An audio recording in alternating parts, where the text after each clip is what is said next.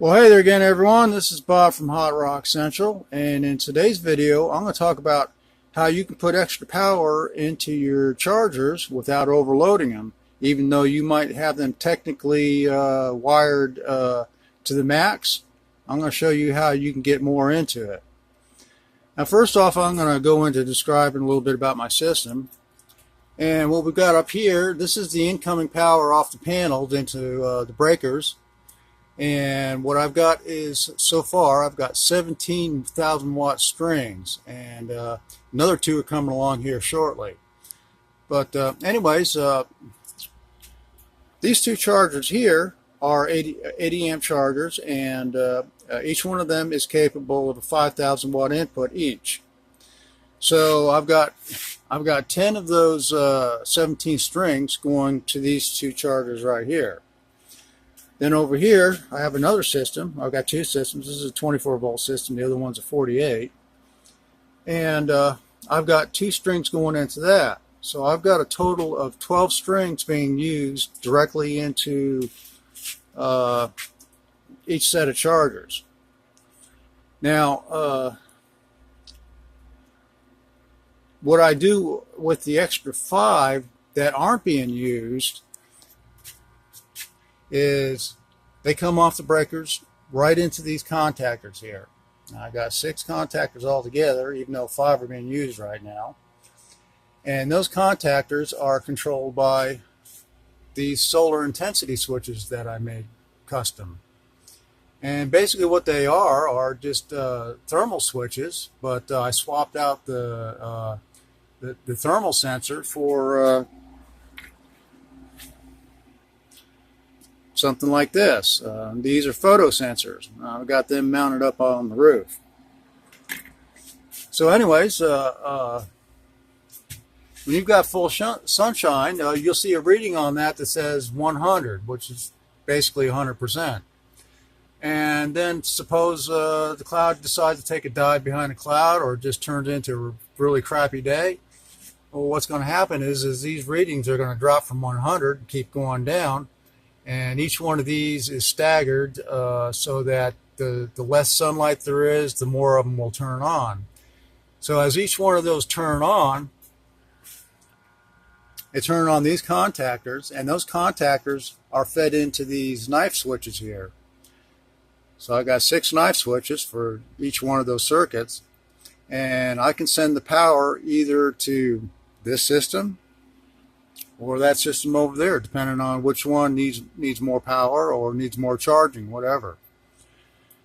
Now, one of the neat things about this is because I got a dual system, is while one of them, this one here, is working during the day, and it's mostly working off of the solar energy it's getting and hardly using any battery, this one over here is getting charged. It's completely off, and it's getting charged all day long. So at 6:30, what happens is the sun gets so weak at that point that it'll start dipping into the batteries if I run it any longer. So I've got a timer on this that shuts off that inverter, and another timer switches this one on, and this one takes over.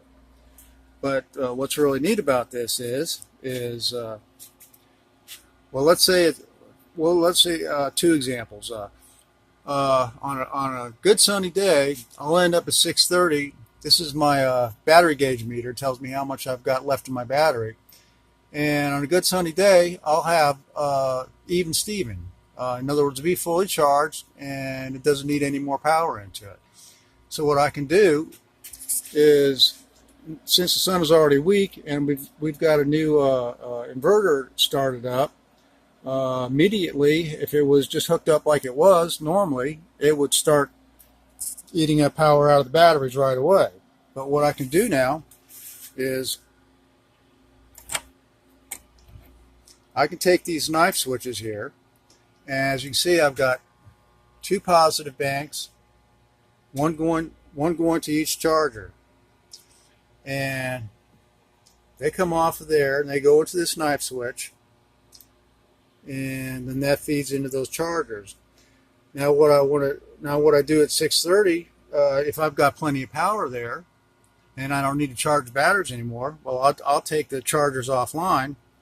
I'll start off with just this one right here, and one of these positive banks is hot wired over to another knife switch right here, which if I flip that, it'll take that bank of positives and put it into this bank of positives and feed this charger right here. Now, at 630, all I really need is just one of these, because that gives me enough power to run everything, the air conditioners and everything, just off of that. But the sun goes away pretty quickly after 630, so what happens is, if I still have a full bank of batteries, which I should, then I'll lift off this switch here and disconnect the last charger. And then I've got this knife switch right here that takes these two positives and they join them together. So in essence, what I'm doing, I'm taking all 51 panels that I've got and joining them together and sending them over to this one charger here to run that. And that's usually the way I do it at night until the sun goes down. And that gives me probably about an extra hour of battery life that I wouldn't have had if it wasn't for that. Now, let's see. Put these back. And let's see, what else have I got here? Oh, yeah, and I can reverse those 51 panels too. I can take these two panels here that I got going into here and flip this knife switch, and that'll send that power over to the main system. So I can swap 51 panels back and forth to each system any way I want to. And that's the way I make use of extra panels. And one thing you want to try to understand is if you're not sure if you're feeding your chargers too much power, what you do is best thing is to look at, let's say you've got a full load and you know how much your charger is going to put out. Well, I know this one here will put out 100 amps. So what I'll do is, to make sure I don't overfeed it, I'll either flip these knife switches back and forth, and I'll watch the meter on the Victron there and see what the power reads.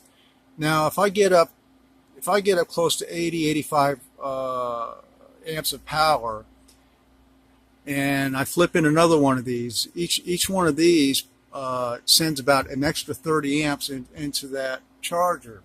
So when I get up to 85 amps, I think that's all I want to put into it at that time. So that's kind of how you judge whether or not you're putting too much panel power into your chargers or not. Other than that, I don't know what else I can add to this, so I think I'll cut it off here. And thanks for watching, everyone. And if you have any comments or anything, just leave them down in the comment section, and I'll get back to them as soon as I can. Thanks for watching.